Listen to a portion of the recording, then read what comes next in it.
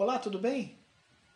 Vamos a mais uma aula. Essa é a quarta aula de elaboração das demonstrações financeiras.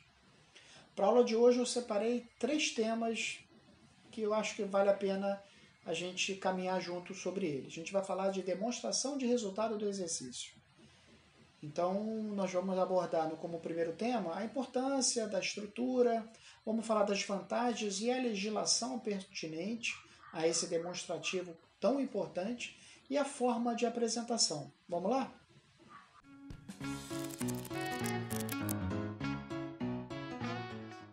O que é uma DRE? Vamos entender qual a importância, o significado desse demonstrativo que resulta no vai e vem, na soma e na redução de informações de um determinado exercício social. Fazendo aqui um comparativo com o nosso amigo balanço patrimonial, ele é como se fosse eles são um casal. Um não vive sem o outro. O balanço patrimonial, só resgatando, ele é uma fotografia econômica do comportamento do ativo e passivo e resultado de um negócio. Ou seja, ele não apresenta para o mercado o comportamento financeiro da informação produzida.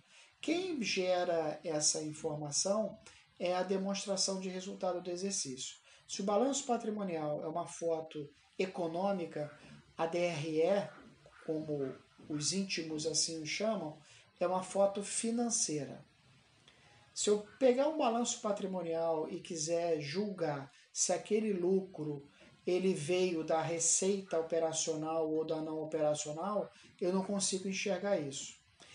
Eu consigo então visualizar através da DRE aonde que eu estou produzindo gastos, aonde que eu estou produzindo riqueza. Se essa riqueza produzida ela está sendo bem aplicada ou não, eu vejo no balanço patrimonial. Então a gente pode concluir o seguinte, que até antigamente, muito antigamente, a estrutura do balanço patrimonial ela era apresentada num formato incorporado à DRE. Os livros mais antigos aí, se você for pegar livros dos seus avós, contadores, você vai ver que lá, dentro do PL da empresa, aparecia a conta caixa, reserva e a decomposição, reservas, custos, despesas, até chegar ao lucro do exercício. Então, o formato não era meio que balança, o formato era meio que desnivelado. Uma balança assim, em função das contas total do ativo estarem batendo com as contas de passivo, mas numa apresentação desnivelada. Visualmente não era nem muito bom. Então, a própria necessidade mercadológica exigiu retirar esse extrato da composição do lucro ou prejuízo de dentro do balanço patrimonial e apresentar essa fotografia num formato separado.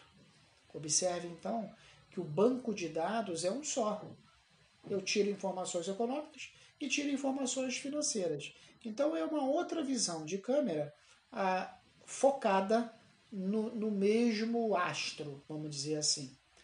E esse demonstrativo, você pode me perguntar qual é o propósito dele, qual é o objetivo dele. O objetivo desse demonstrativo nada mais é do que detalhar a formação, a composição do esforço que eu faço para obter dinheiro. Esse esforço, tecnicamente falando, a gente chama de gasto.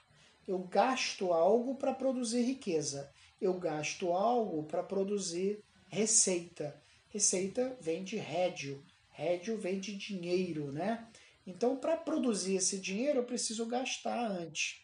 Esse gasto ele é apresentado na DRE, assim como esse dinheiro obtido ele é apresentado na DRE.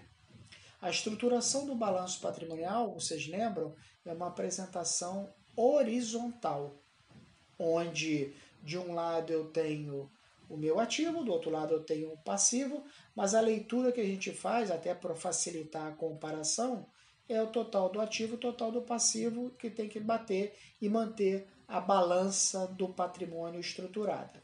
A DRE ela não precisa ter esse comparativo.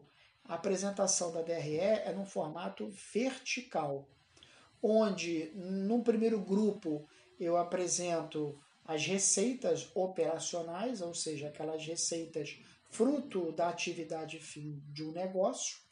Num segundo momento, os gastos vinculados a essas receitas operacionais, ou seja, os custos. Então a gente pode aqui reforçar o conceito de custo, é todo gasto vinculado à atividade fim. Num outro bloco eu tenho as despesas, gastos também, mas dessa vez não vinculados à atividade fim. Necessários, mas que não são vinculados a esse objeto principal do negócio. A diferença disso tudo, eu tenho um resultado. É sobre esse resultado que eu vou calcular os meus tributos, meu imposto de renda e minha contribuição social sobre o lucro. E aí, desse saldo líquido, vamos dizer assim, eu faço distribuições de 14º, de bônus, de premiações, se houver, dentro da política da empresa, e o saldo final, lá no finalzinho, aí eu tenho o meu resultado final a ser distribuído entre os sócios. Essa distribuição entre os sócios é eu pegar esse resultado final, dividir pela quantidade de acionistas que eu tenho, de cotistas que eu tenho, quantidade de ações que eu tenho, e assim eu vou ter o valor unitário dessa ação, permitindo, consequentemente, a esse acionista julgar se o investimento dele está positivo ou está desfavorável, está negativo. Então, o objetivo principal da DRE é permitir a leitura e a formação das receitas, dos custos e das despesas, isso tudo respeitando a norma brasileira contábil técnica, tanto o CPC 00, que inclusive eu recomendo a cada um de vocês mergulhar a fundo, salva lá no seu favoritos, o CPC 00, que é o framework aí de todas as outras regras, né? É a mãe de todas as outras regras. E antes de dormir, no transporte, quando você não estiver fazendo nada, olha lá no seu smartphone, lá uma página, 2 páginas, para você já ir se familiarizando com o CPC. Se você tiver ele na veia, eu tenho certeza de que você vai brincar com a ciência contábil. Legal? E o outro intuito da DRE é apresentar o comportamento financeiro do que é operacional e do que não é operacional. Isso é importante por parte da interpretação do número, porque será que aquele lucro está vindo da minha operação? Ou será que aquele lucro eu obtive vendendo o meu imobilizado? Vendendo algo que não era para ter sido vendido, mas por uma necessidade ali de momento, estratégica, eu vendi. Quando eu vendo alguma coisa que não faz parte da minha atividade fim, eu estou ganhando dinheiro. Mas esse dinheiro que é incorporado à minha DRE, não necessariamente ele é fruto do meu objeto social. Isso a DRE também apresenta. Tá? E aí, quais são as vantagens, então, que a gente tem diante desse demonstrativo? Eu vou resumir para você em tomada de decisão gerencial. É através da DRE que eu tenho uma visão clara do comportamento do meu negócio quanto ao quesito rentabilidade. Do comportamento do meu negócio no que diz respeito aos custos de produção. Do comportamento do meu negócio no que diz respeito às despesas de forma crescente ou decrescente. Ao comportamento do meu negócio, se eu estou dando muito desconto ou não, quando um cliente vem chorar o preço da mercadoria.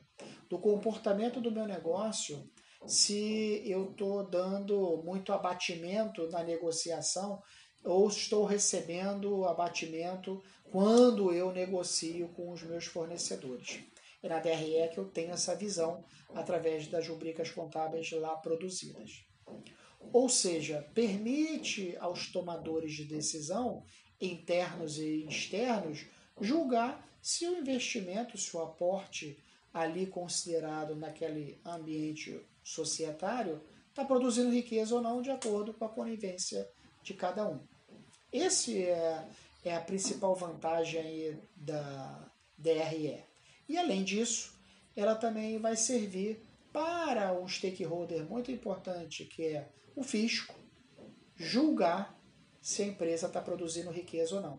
Lembre-se que o tributo é a provocação, né? É a produção de receita por parte do órgão fiscalizador, do fisco, né? Do governo, né? Quer municipal, quer estadual, quer federal, uma vez que ele tem despesas, mas não tem receita.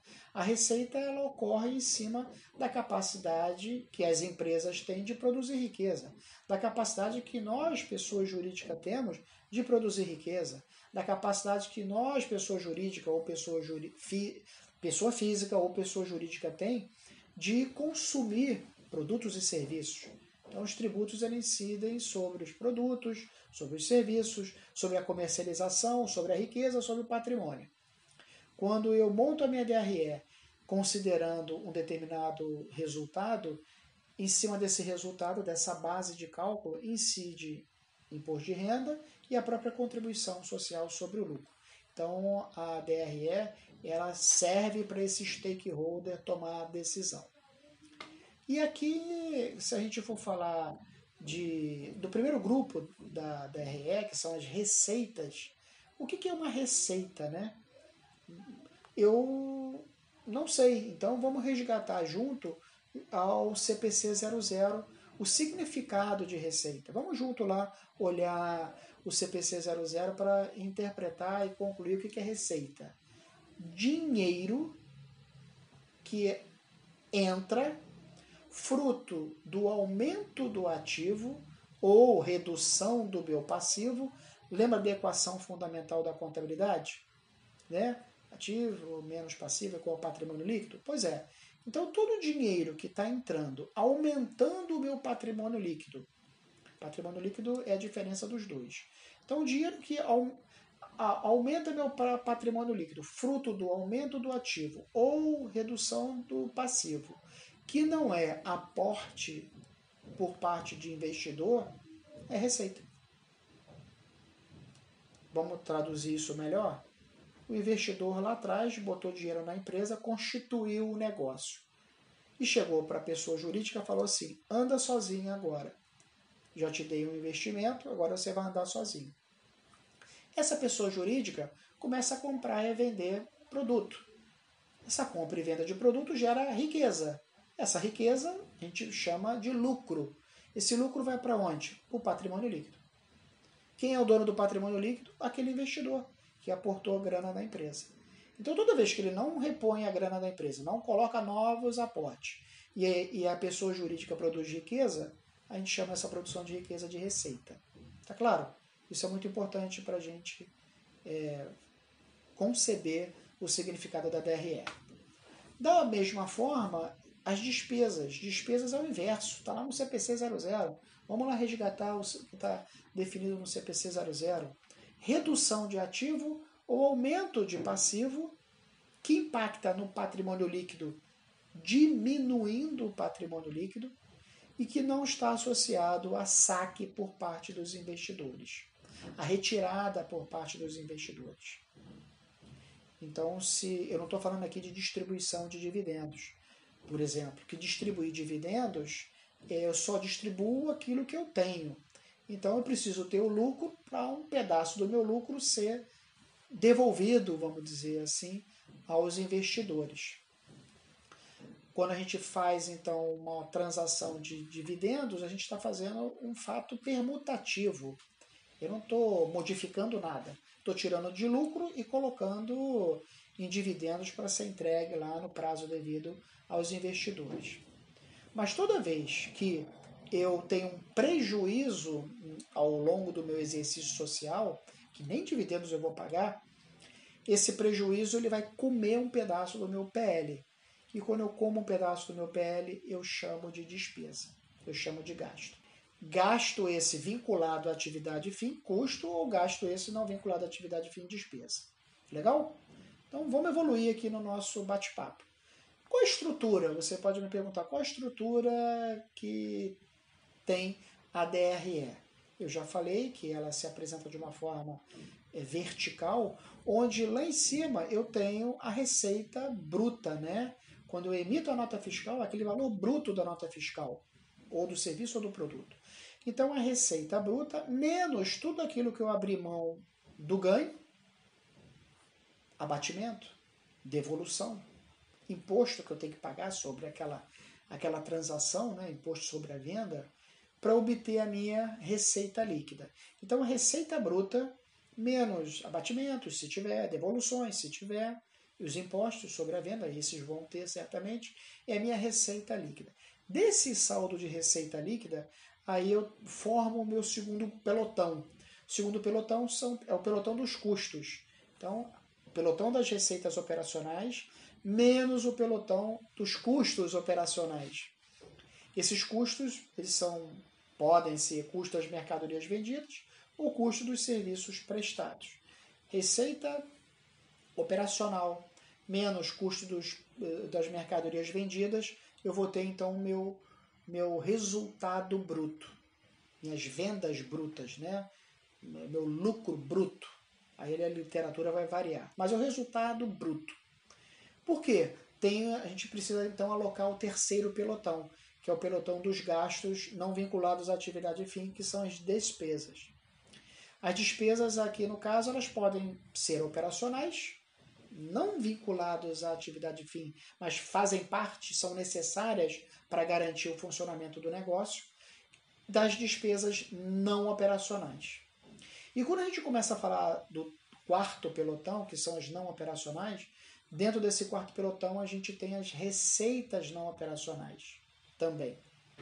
Lá em cima eu tenho então as receitas operacionais e aqui na meiuca da estrutura da nossa DRE eu tenho as receitas não operacionais. Aí você vai me perguntar, me dá um exemplo aí de receita não operacional. Eu sou uma empresa de compra e venda de mercadoria e a mercadoria, quando o cliente entra na minha loja, ela fica lá em cima de um balcão. O balcão, no início, eu fiz um investimento, eu imobilizei o balcão, então ele não é objeto de circulação, ele é não circulante, mas eu cheguei à conclusão que aquele balcão estava feio, eu precisava trocá-lo, então eu vendo aquele balcão. O objeto do meu negócio é venda de camisa e não de balcão. No momento que eu vendo aquele balcão, eu dou baixa do meu imobilizado, mas entra dinheiro, concorda comigo? Esse dinheiro que está entrando é um ganho que eu estou tendo que não faz parte da minha operação. Porque a minha operação não é comprar e vender balcão, e sim comprar e vender camisa. Legal? Ora, então eu tenho que registrar esse ganho que não faz parte da minha operação. Isso é muito importante porque se a gente for analisar alguns balanços, né, na disciplina lá, análise de balanço, e até o mercado analisando o balanço, chama muita atenção de analistas da onde que vem a receita. Se a receita ela vem da operação ou a receita ela não vem da operação. Porque o lucro ele vai aumentar da mesma forma, quer sendo operacional ou não operacional. Mas ora, eu como investidor coloco o dinheiro numa empresa acreditando na atividade fim dela e ela ao invés de comprar e vender camisa, por exemplo, ela está pegando o meu dinheiro e aplicando no mercado financeiro, aplicando em bolsa, porque a rentabilidade da bolsa está maior do que a rentabilidade do mercado das operações dela, isso num primeiro momento pode ser até legal, né? Se a operação se dá uma taxa de retorno para o negócio de, por exemplo, 6%, e a bolsa de valores está bombando e a rentabilidade, o retorno é de 10%, opa, eu vou botar em 10 ao invés de 6. Só que a atividade fim da empresa não é investimento em bolsa. Se acontece algum desequilíbrio nesse segmento que é tão volátil, o meu capital fica todo investido de forma especulativa e a minha atividade operacional fica sem reinvestimento. a gente tem um exemplo relativamente em tempo médio, vamos dizer assim, que é o grupo da Sadia Perdigão, né? A rede Brazilian Food, ela hoje é composta tanto pela Sadia quanto a Perdigão. Mas no passado, a Perdigão, na verdade, comprou a Sadia para uma transação financeira, societária pesada, que depois em contabilidade societária a gente vai abordar. Mas no passado, a Sadia, ao invés de receber aporte dos seus investidores, ia investir no mercado financeiro, na época do subprime lá no mercado americano. Lembram disso? Pois bem, a bolha estourou, as ações da Sadia, os investimentos da Sadia viraram pó, consequentemente o parque de produção dela estava deficitário. E aí teve uma reestruturação por parte do governo para a Perdigão incorporar a Sadia, formando uma holding hoje, que a gente, conforme a gente vê hoje no mercado, mas fruto da má gestão de receitas não operacionais por parte da Sadia. Legal? Essa questão da Perdigão, da Sadia, ela foi claramente apresentada na demonstração de resultado do exercício da época lá das empresas. E isso permitiu o mercado enxergar que a Sadia ganhava dinheiro não com a venda de frango e dos produtos que ela comercializa, mas sim num segmento financeiro. Isso foi temporário e esse tempo passou para a Sadia na ocasião. Depois vocês resgatem lá a história da junção das duas empresas, que é bem interessante nesse sentido. Vamos voltar aqui para a nossa DRE. Então, receita menos custos, menos despesas operacionais, menos despesas não operacionais, mais receitas não operacionais, forma uma base de cálculo, lucro antes do imposto de renda. Esse lucro antes de imposto de renda serve de base, como o próprio nome diz, para calcular as alíquotas de imposto de renda, alíquotas essas definidas na legislação fiscal tributária, né, dependendo do porte da empresa, se vai ser lucro real, lucro presumido ou simples nacional, né? Isso vai ser objeto também de outra disciplina, mas a base de cálculo ela serve para a tomada de decisão.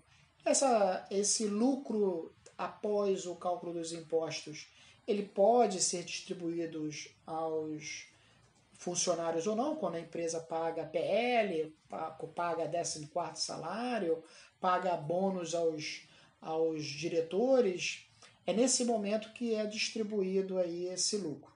E no final eu tenho aí sim o lucro a ser distribuído aos acionistas, que é o lucro líquido a distribuir.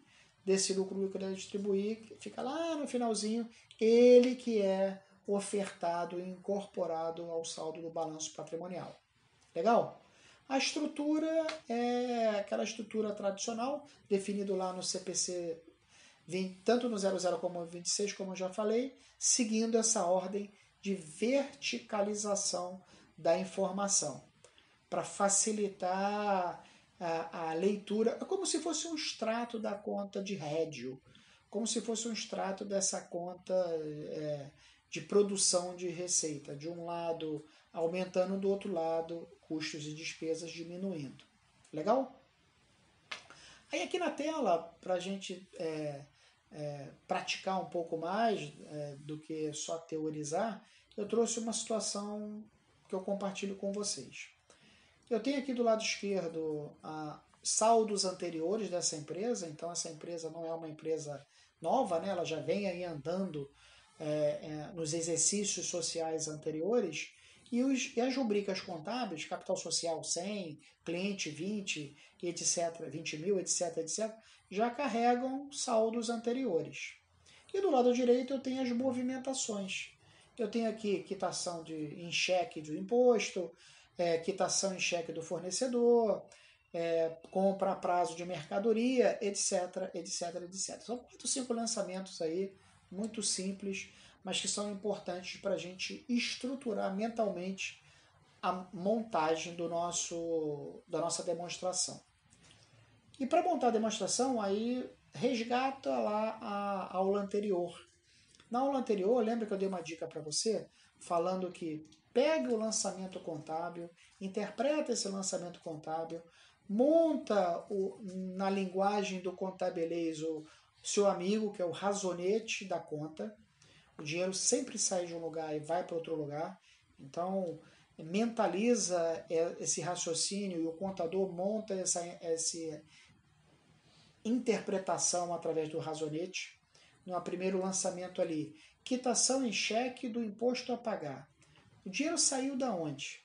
Saiu do banco. Eu paguei em cheque, o dinheiro saiu do banco. E foi para quê? Foi para pagar o imposto. Partida dobrada, lembra? Então o dinheiro sai de um lugar, vai para outro lugar. Saiu aqui, diminui a conta banco, tinha um saldo, que conta banco é uma conta de ativo, contas de ativo são contas de natureza devedora. Então aqui, para diminuir a conta de ativo, eu faço um lançamento a crédito, diminuindo a conta do ativo e debitando a minha obrigação. Porque quando eu debito a conta de obrigação, eu estou diminuindo a minha obrigação. Impostos a pagar é uma obrigação, uma conta de passivo, conta de natureza credora. Eu devo dinheiro a esse cara. No momento que eu pago, eu faço um lançamento inverso, então eu debito, para diminuir essa obrigação que eu tenho junto a esse cara. O raciocínio é sempre esse. E para isso faz-se necessário usar o nosso razonete. Depois que a gente fizer todos os razonetes, todas as leituras do contabilês, eu pego os saldos finais desses razonetes e monto o quê? Hein? O balancete de verificação. A prova dos 9. O X do nosso exercício é justamente garantir que o total das contas devedoras bata com o total das contas credoras. E vai bater. Vai bater porque você, em cada lançamento contábil, você considerou tirar o dinheiro do lugar e colocar em outro lugar.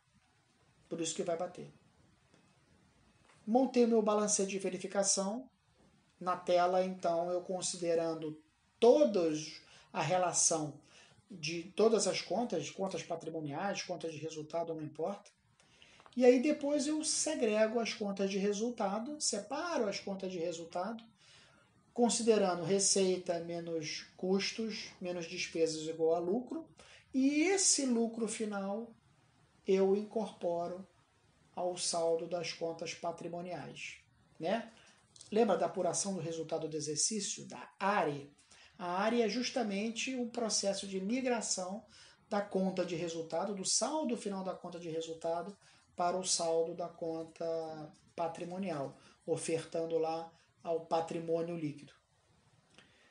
Fazendo essa transação, o seu balanço vai bater. Eu te garanto, respeitando aquela estrutura lá do CPC 26, circulante, não circulante, ele vai bater.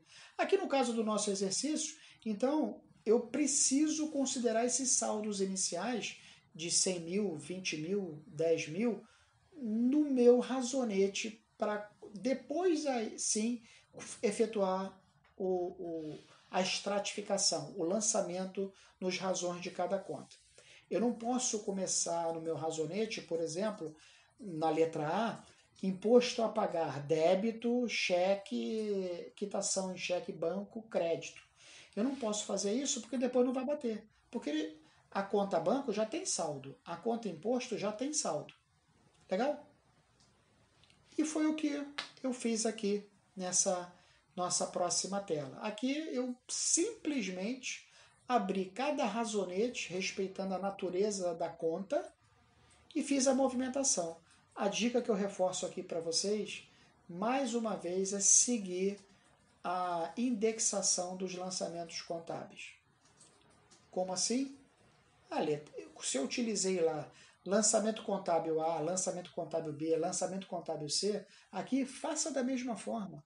Então coloque lá A, dinheiro sai de um lugar, vai para outro. B, sai de um lugar, vai para outro. C, e assim sucessivamente. Porque dessa forma eu enxergo.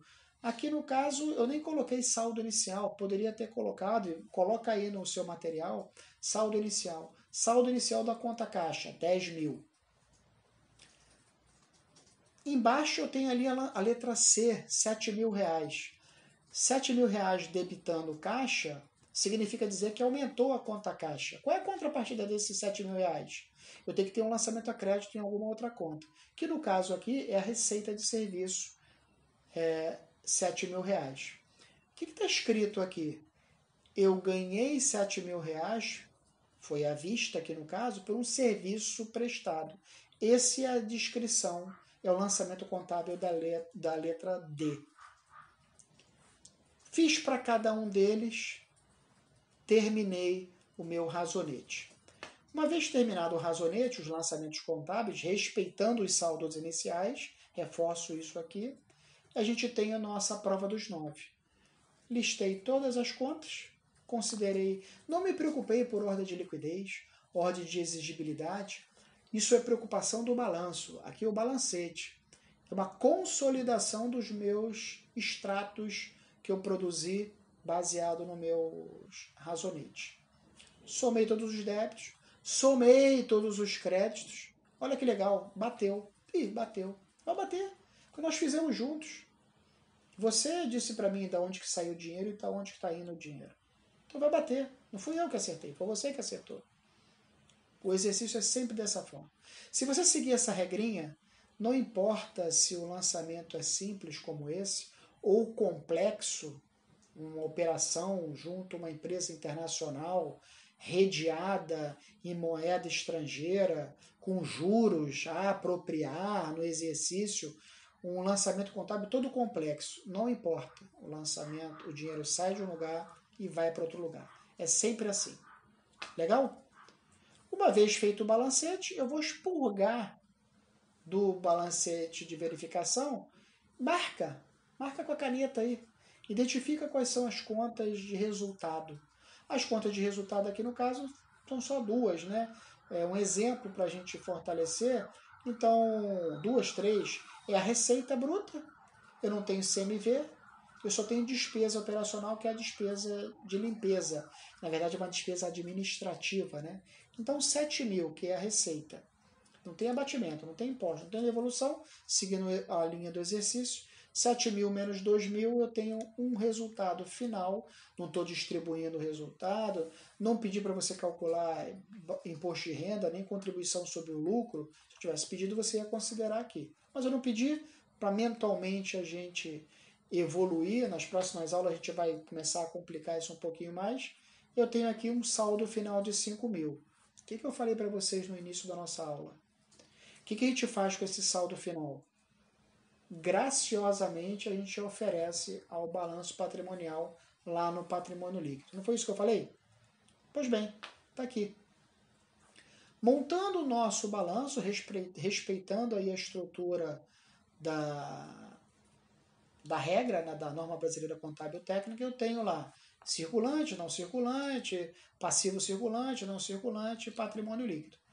Então, o ativo, a ordem de liquidez das contas, e o passivo, a ordem de exigibilidade. Aquilo que é mais importante, não para o menos importante, mas aquilo que é mais rigorosa a cobrança do que aquela que não é tão rigorosa assim, mas se eu não pagar, eu vou sofrer sanção. Isso é ordem de exigibilidade. Na parte do passivo, na parte de cima, a exigibilidade junto a terceiros, na parte de baixo, a exigibilidade junto ao capital próprio. E bateu, Douglas. Sabe por que bateu? Porque você fez o débito e o crédito de uma forma muito estruturada. Observe então que eu peguei todas as contas patrimoniais, as classifiquei dentro da natureza delas, circulante, aquilo que está 12 meses transcorridos do exercício social corrente, e não circulante, aquilo que é passado esses 12 meses transcorridos do exercício social corrente. Aqui no caso a gente tem aí no lado do ativo veículos e máquinas, e do lado do passivo o empréstimo LP. LP é de longo prazo, né?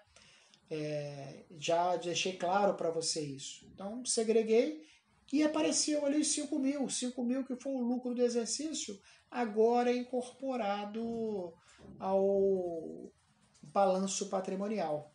Somei, fechou, bateu e vai bater. Parabéns. Parabéns. Recapitulando o nosso bate-papo de hoje, a gente tratou de DRE, dos alicerces, dos fundamentos da DRE, considerando a sua estrutura, a sua importância, a sua legislação e a sua forma de apresentação. Obrigado por você chegar até aqui. Vamos continuar no nosso próximo tema, não perca, ok? Um abraço, tudo de bom. Tchau.